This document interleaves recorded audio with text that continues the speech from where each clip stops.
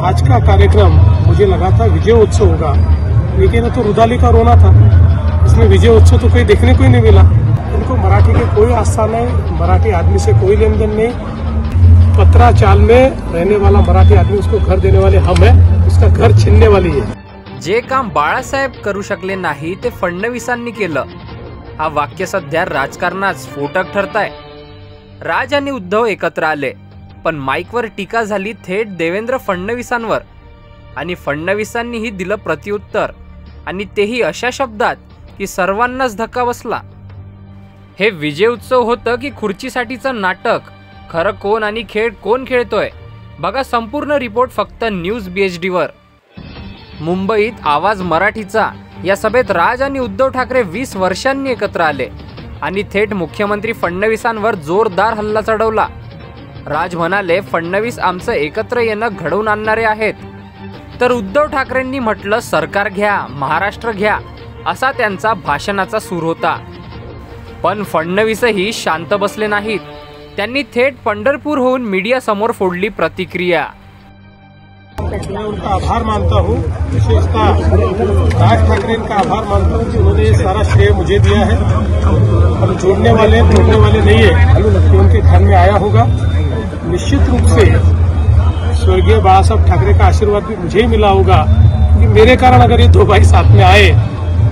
देखिए, इनको अलग तो मैंने नहीं किया था, आपस में झगड़कर अलग हुए थे, उनको बाहर तो उन्होंने निकाला था, तो इसलिए अगर ऐसा हुआ है तो अच्छी बात है। लेकिन मैं कहना चाहता हूँ, आज का कार्यक्रम मुझे लगा था विजय उत्सव होगा, लेकिन तो रुदाली का रोना था। इसमें विजय उत्सव तो कहीं देखने को ही नहीं मिला, क्योंकि मेरी सरकार गई, मुझे सरकार दीजिए, मुझे BMC दीजिए, मुझे महाराष्ट्र दीजिए, इस प्रकार का रोना धोना केवल वहां पर हुआ।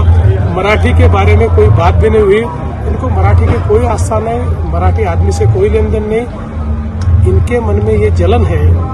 25 वर्ष इनके हाथ में BMC थी और मुंबई को ये कुछ नहीं दे पाए, मराठी व्यक्ति को कुछ नहीं दे पाए। लेकिन मोदी जी के नेतृत्व में हमने मुंबई का चेहरा बदला, मराठी आदमी को उसका हक दिया।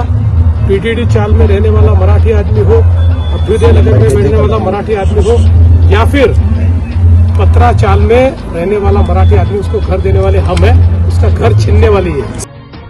एकीकडे उद्धव राज एकत्र येत आहे, दुसरीकडे फडणवीस त्यांच्यावर घर हिसकावणारे असल्याचा आरोप करतायत। पण खरी लढाई मराठी माणसासाठी आहे का की खुर्चीसाठी आहे? आता बोलायचं तुमचं काम आहे।